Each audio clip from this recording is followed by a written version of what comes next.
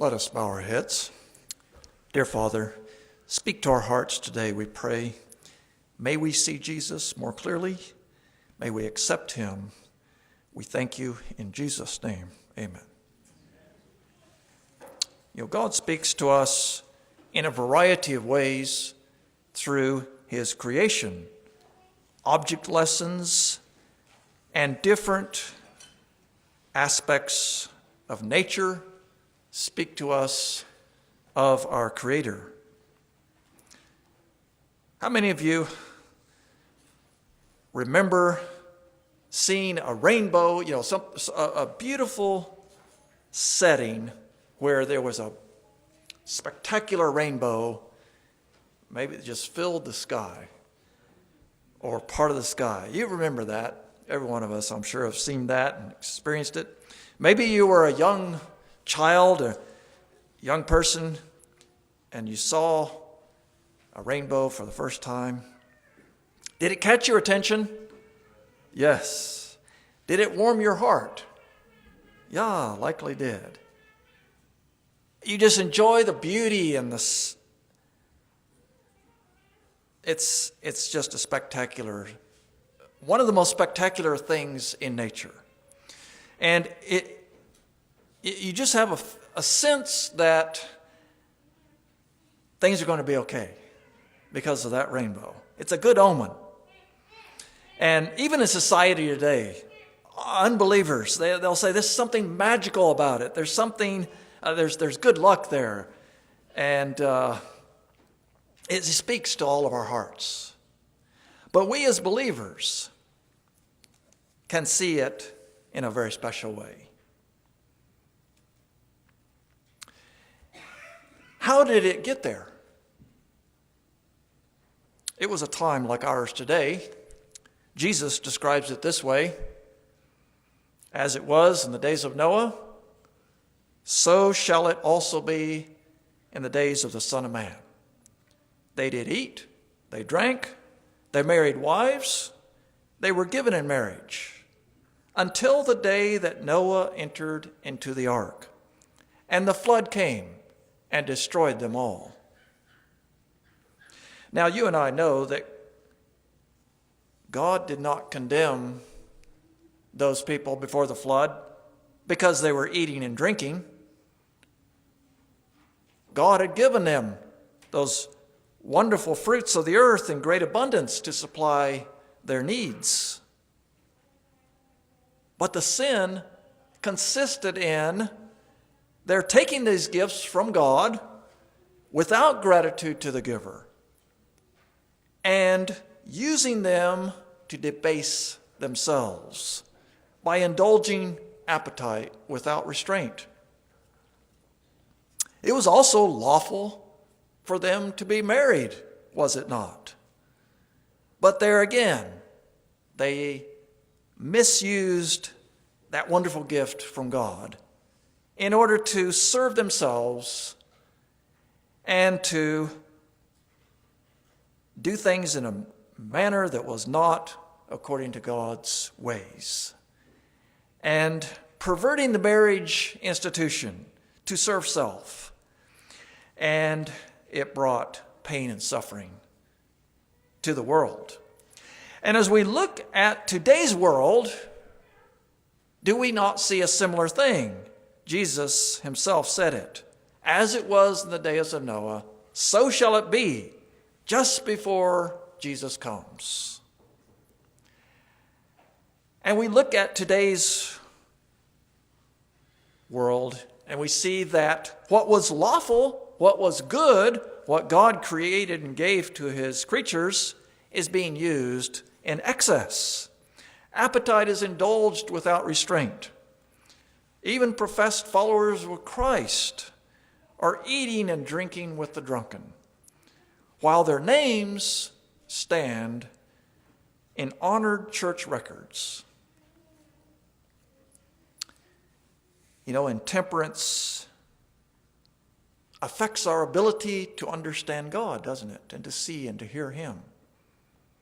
And our moral and our spiritual powers are impacted by what we eat and what we drink. and how we conduct ourselves, even in our marriage relationships. Becoming slaves of passion instead of using these wonderful gifts in a way to glorify God. And so we see that the effects of this, crime is increasing. And we see crimes today that are so cold-blooded and causeless that it seems like there's hardly any humanity left in us. Atrocities abound. And that is why God destroyed the world with the flood. And that is why God is going to destroy the world once again. Let's pick up the story in Genesis chapter 6. Go with me to Genesis chapter 6.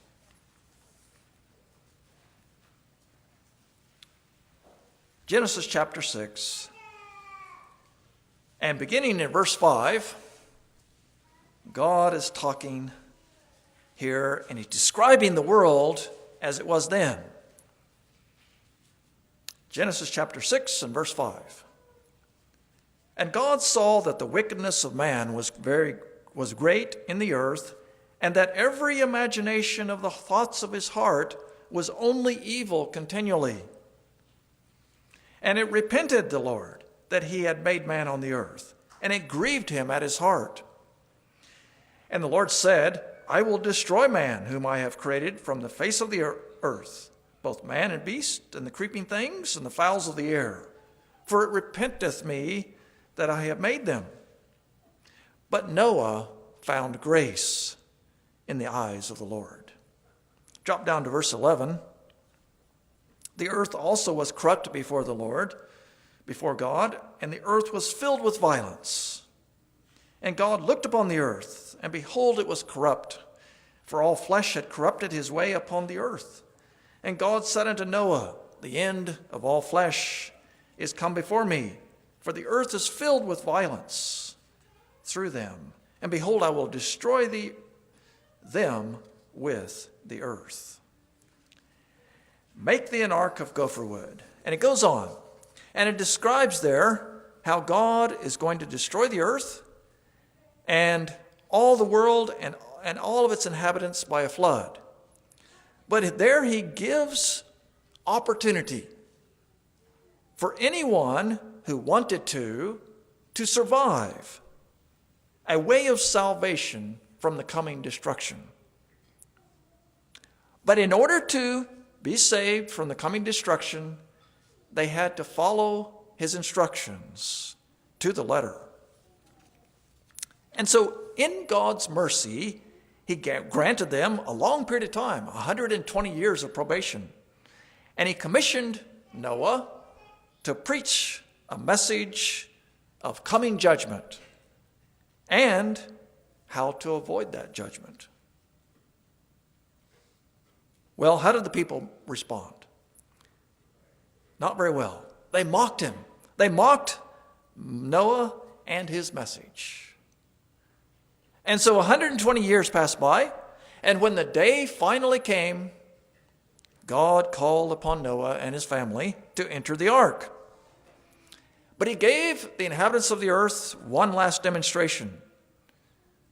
As those animals came silently filing by sevens and by twos, clean and unclean animals, into the ark, the people had an opportunity.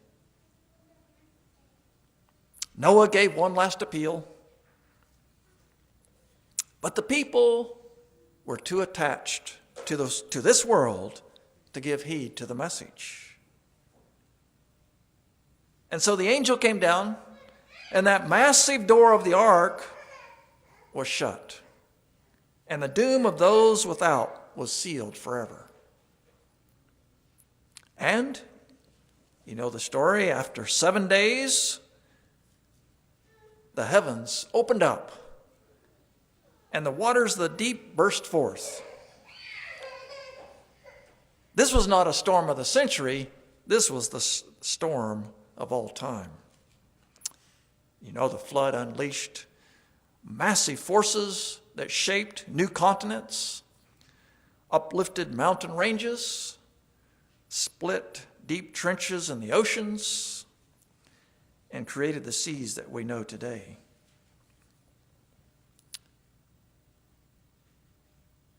After more than a year in the ark, Noah and his family finally were allowed to come out onto dry ground. And there he sacrificed to the Lord thank offerings for preserving their lives. Now, life was very different. After the flood, the earth was a wasteland compared to what it had been before. And now there were clouds and thunderstorms, and it rained. Now you recall that before the flood, there were no rainstorms, no clouds in the sense that, unleashing rain. The earth was watered by a mist or a morning dew. But after the flood, you imagine the people, if they saw the clouds gathering and a rainstorm arising, what do you think they might be thinking? It might be, perhaps the flood is coming again. We're going to be destroyed again. There might be that temptation to think that.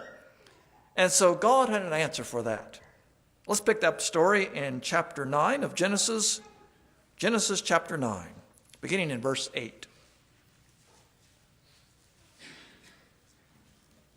Genesis chapter 9 and verse 8.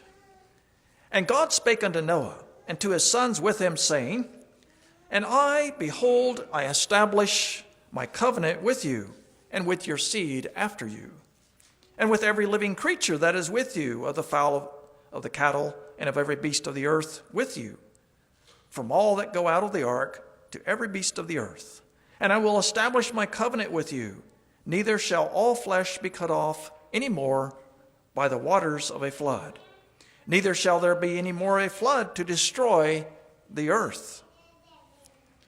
And God said, This is the token of the covenant which I have made between me and you, and every living creature that is with you, for perpetual generations.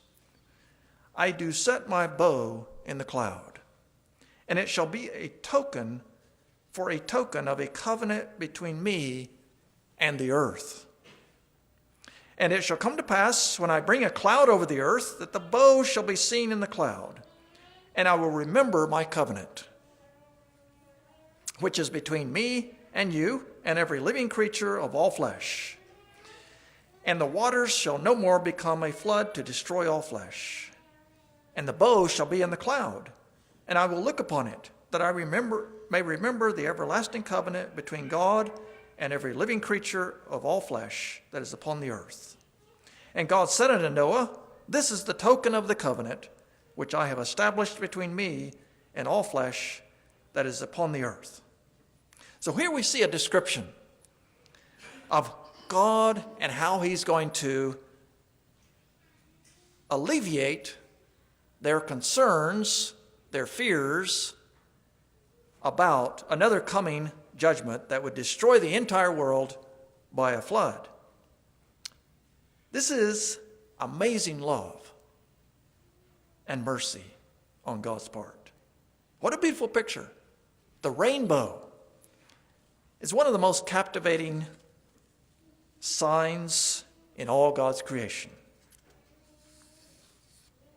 And what a fitting symbol the rainbow is. But what does it mean?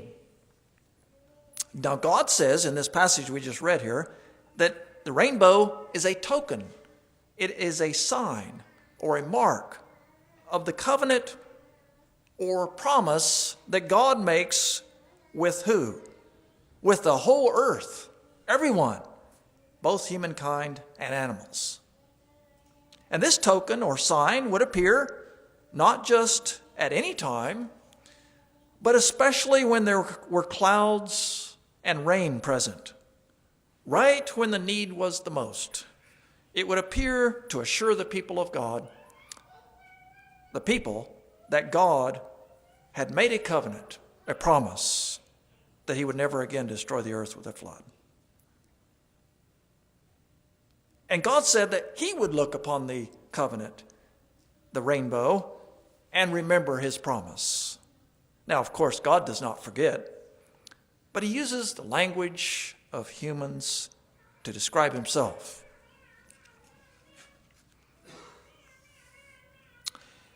I did a little research on rainbows, found some interesting facts. You know, rainbows, it's called a bow for a reason, you know. It's the shape of a bow, isn't it? Like bow and arrow. So it's an arc, generally speaking. We see that sometimes. But most of the time, it's in the sky.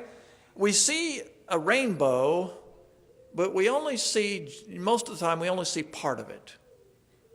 And, you know, if you're really blessed, you'll see maybe the whole entire arc from, you know, all the way from earth to earth. Just the whole half of a circle, as it were. But you know, a rainbow is always a circle. It's a full, perfect circle. It's just that we cannot see the part that's down in the ground part. It's but if you were to rise up and like if you're in an airplane or, you know, up on a tower or some high position, and you look, you can see the full circle. The rainbow will always be a full circle. It's whether we can see the whole thing or not. And, you know, rainbows are created by the reflection of sunlight sunlight, and as it hits water droplets, rain or some kind of mist or whatever. And the sun is striking, and what's happening is the sun is actually penetrating each individual raindrop, and each individual raindrop is in the shape of a sphere or a ball. It's not tear-shaped like, you know, we draw the raindrops. It's actually a sphere. And as the light strikes it, it reflects, it goes into the inside of that raindrop, and it hits the backside of it, and it bounces back. And it bounces around inside there. And what happens is, the ones that hit it directly on will just pass straight through. But the ones that hit at slightly above the center of the circle, slightly above it, the light will then refract or bend. You know, when you know how light does that, when it hits water, for example, the light actually bends slightly. And the reason for that is because it's a different medium. The air, the light flows at a certain speed, and it hits a different medium, then the speed of the light actually changes slightly. And so glass and diamonds and, you know, different other clear material each have their own speed that light flows through it. And so they have a different angle that light bends when it hits it. That's why that's how our glasses work. That same principle is used by that. So when that light hits that individual round sphere raindrop, it refracts and it hits the inside on the backside, and then bounces back.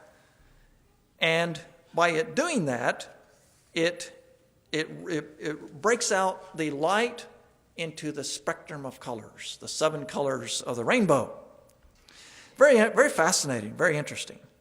Now you can do the same thing by just shining a light on a glass of water, and it will do a similar thing. So now each individual raindrop is refracting some of that light back to you, and the whole set of all those millions of raindrops is what gives you the rainbow. And it's interesting that keeping in mind that this rainbow is a circle, remember, because and there's mathematics to back this up. It turns out that as the sun is, say, behind you over here, and you're standing here and you're looking away from the sun, you'll see the rainbow over here. And it turns out that the rainbow will be at a precise location always to where, in relation to where the shadow of your head made by the sun back here, if you could see the shadow of your head over here, it will be at the center of that circle of the rainbow, always. So it's going to be 42 degrees from that shadow of your head. It's going to be 42 degrees up to where the rainbow is, all the way around, in a circle. So the scientists have figured out the principles behind all that. All right, so it's interesting. God's laws are all set. It's very mathematical, very, very precise. God's universe is. Now, so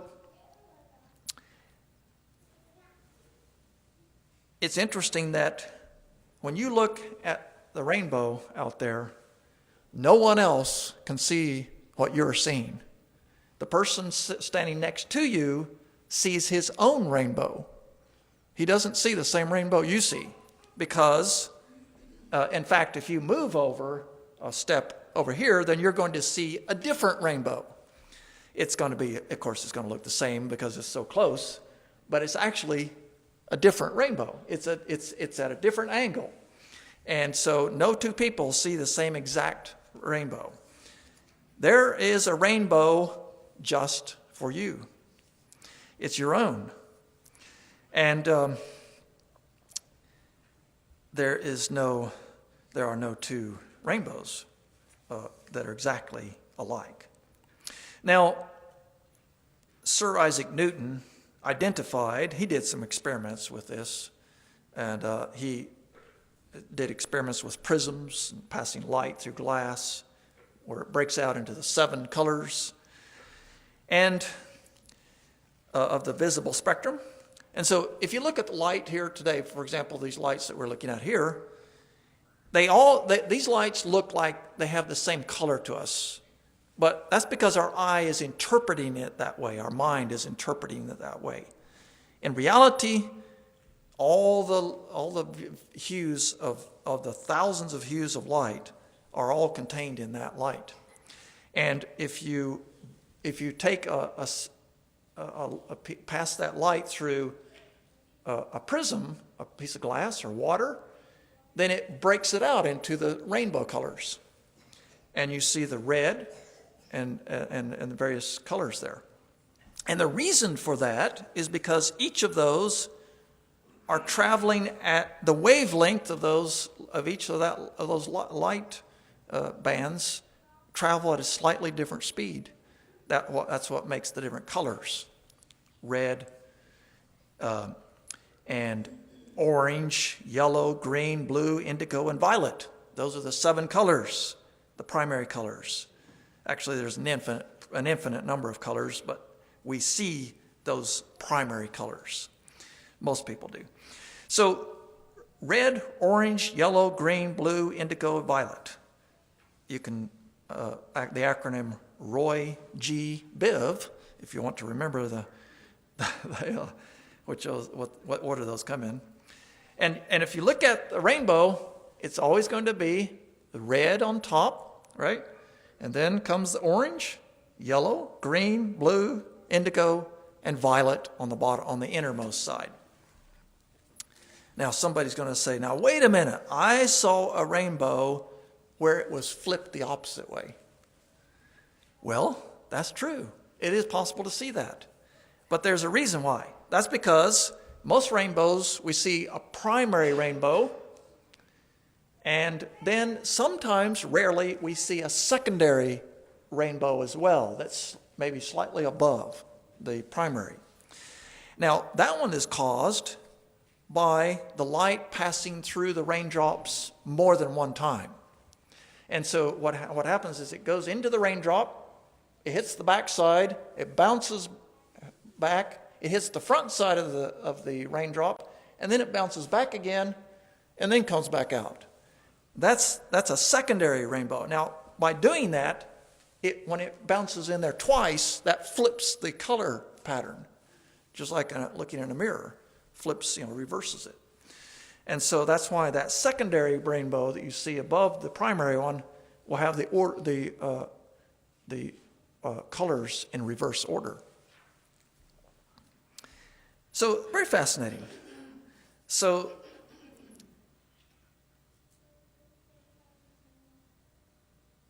these are all wonderful aspects of God's creation, of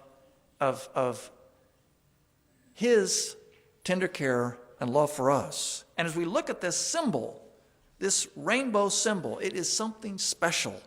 It's always something special to see a rainbow, isn't it? And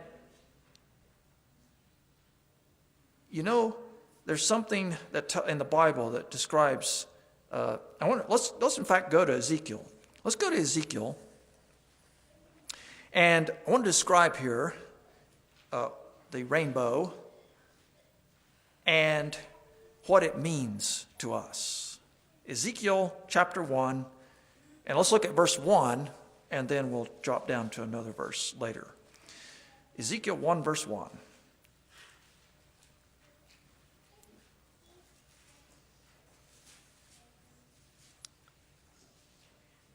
Ezekiel chapter 1 and verse 1 says, "Now it came to pass in the 30th year, in the 4th month, in the 5th day of the month, as I was among the captives by the river of Chebar," they were in Babylon, captive in Babylon there, "that the heavens were opened, and I saw visions of" who? God. Okay, so Ezekiel, we're getting the setting here. Ezekiel is seeing visions of God. Now let's drop down to verse 26. He's going to describe what he sees here. Visions of God in heaven.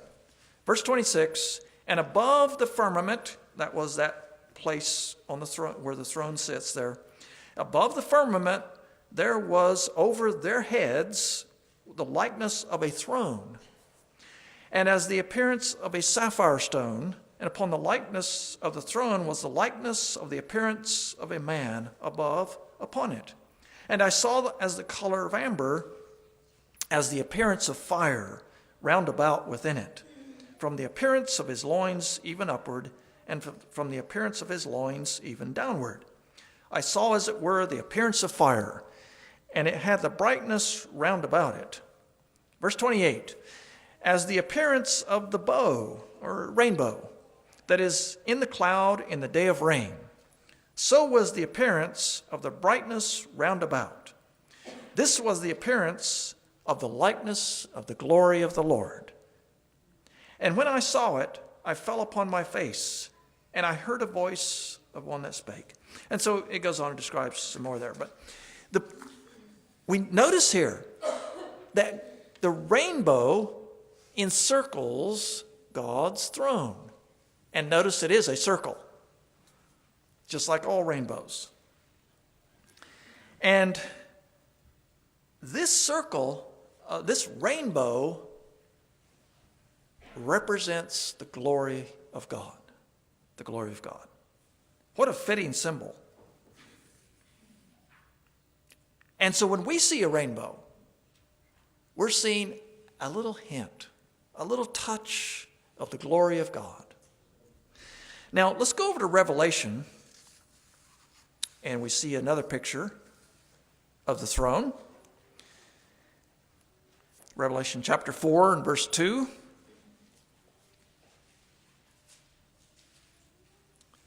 Revelation chapter 4 and verse 2.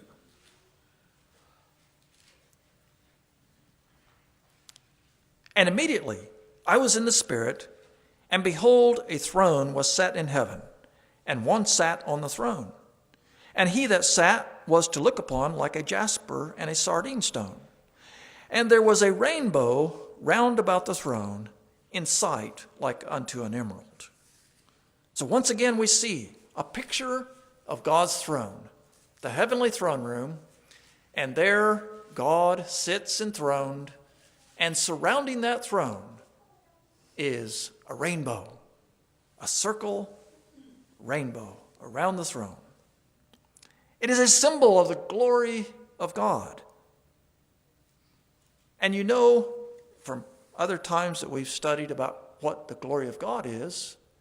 The glory of God is his character, his wonderful, beautiful, loving, holy, righteous character.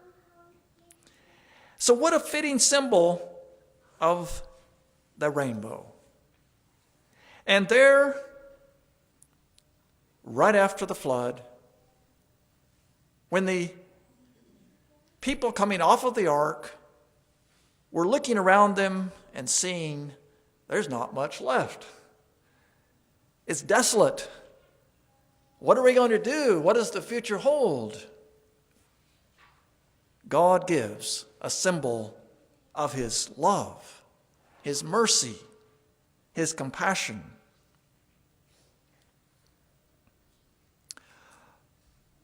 But the rainbow also reminds us, does it not, of God's justice. Because what was it that brought about the need for those thunderclouds and the rain and the storms? It was the flood. It was the wickedness of man and the flood that came, the judgment that came. And so we see that the rainbow symbolizes both God's justice and his mercy together. And that is the proper way to view God, isn't it? To see both. If you just have mercy and no justice, then God is not righteous. But if we see only justice and no mercy, then God can be seen as harsh and vindictive. But no, we see both. We see both the justice and the mercy of God combined together in this symbol. And this symbol, you remember where God was telling Noah, he says, when I look at this rainbow, I will remember my covenant with you forever, that I will never destroy the earth by a flood.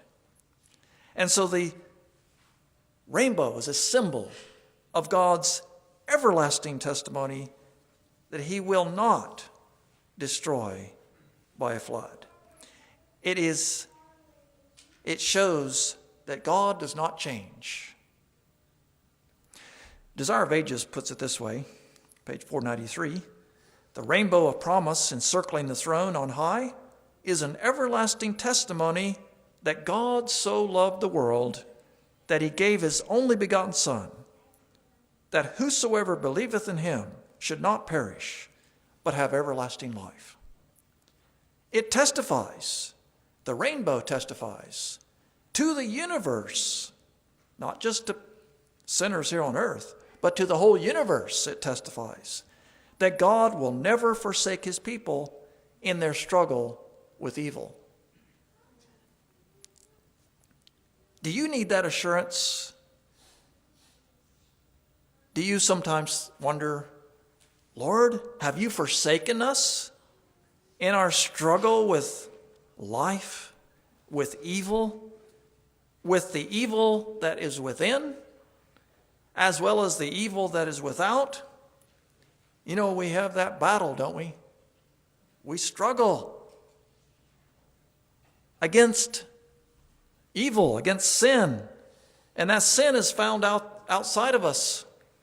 How people treat us, how life treats us. And then there's the sin that's within, and we struggle with that. You know, we lose our temper. We fall for this temptation over here.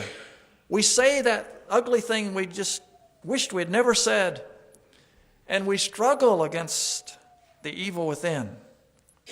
And God, that rainbow is telling us, that rainbow of promise is telling us God will never forsake us in our struggle against these things.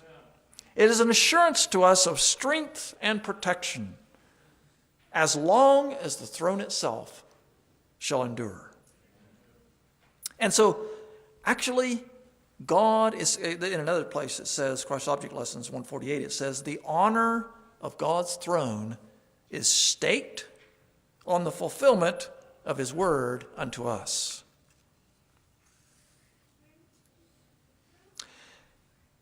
I just want to read a few other passages here. It says, let's see. As the bow in the cloud is formed by the union of the sunlight and the shower, so the rainbow encircling the throne represents the combined power of mercy and justice. It is the mingling of judgment and mercy that makes salvation full and complete. Yeah, you might wonder, how is that possible? I understand the mercy part, right? But how does God's justice help make up salvation? Well, God's justice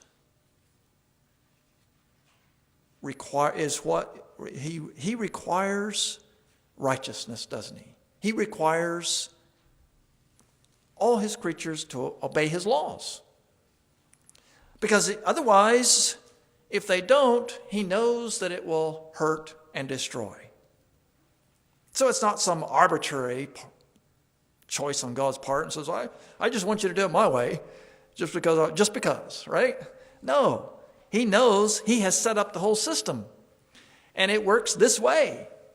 And if we deviate from that, we get ourselves in trouble. And he knows that. And so the way to happiness, the way to make everything work just right, and everyone to get along nicely, is to follow God's way instead of our own way, instead of someone else's way. And so justice and mercy combine together. Now, on the cross, do we see mercy? Absolutely. Jesus is giving himself for us. That's a merciful act. He is paying our penalty and offering us freedom. But where do we see the justice? Do we see the justice of God at the cross? Yes, we do. If God's justice were not in place, then Jesus would not have had to have given his life. God could have just said, well, okay, so you sinned. We'll just let it go this time and don't worry about it. And we'll go right on. There's no penalty. Then there would be no justice. So God, for true justice and mercy to be preserved, his character to be preserved, then God himself takes on the penalty. He pays the penalty, pays the price, and he offers us the benefits from that. And so there we see mercy and truth. Psalms says it this way: at the cross, mercy and truth kissed each other.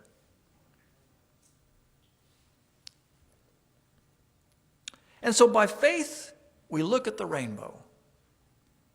And we see, and by the way, when you look at a rainbow, if it's really bright and there's a kind of a clear sky behind, and there's some clouds, where you see the rainbow, it's not as easy to see that rainbow, is it? But the rainbow is at its most spectacular when there's a very dark set of clouds behind it.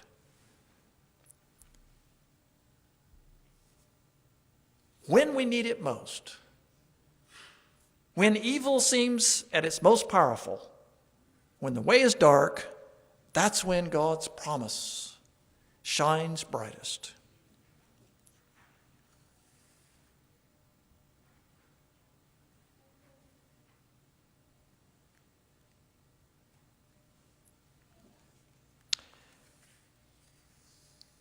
In Heavenly Places, page 125, it says this: we are to send our petitions, our prayers, through the darkest clouds that Satan may cast over us. So you get the picture here? Satan comes in and he surrounds us with darkness and clouds. He's trying to discourage us, right? And we just feel that God is so far away, so distant. Maybe he's caused us to fall into sin. Whatever the situation is, Satan is there. He's trying to discourage us. Now, here's what it says we're to do in that situation. We are to send our petitions through the darkest clouds that Satan may cast over us, and let our faith pierce to the throne of God, encircled by the rainbow of promise. The assurance that God is true, that in him is no variableness, neither shadow of turning. The answer may appear to be delayed, but it is not so. The petition is accepted, and the answer given when it is essential for the best good of the petitioner, and when the fulfillment of the request will work most for our eternal interest. So you see what's going on here. It may seem like God is not answering our prayer, our call for help. It may seem like God didn't hear us. But if we prayed in faith with a sincere heart, willing to surrender to him, the answer is there. The answer will come when we need it most.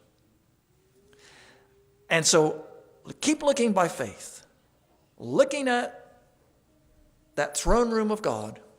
The throne, it's encircled with that rainbow of promise. That rainbow represents that God is true.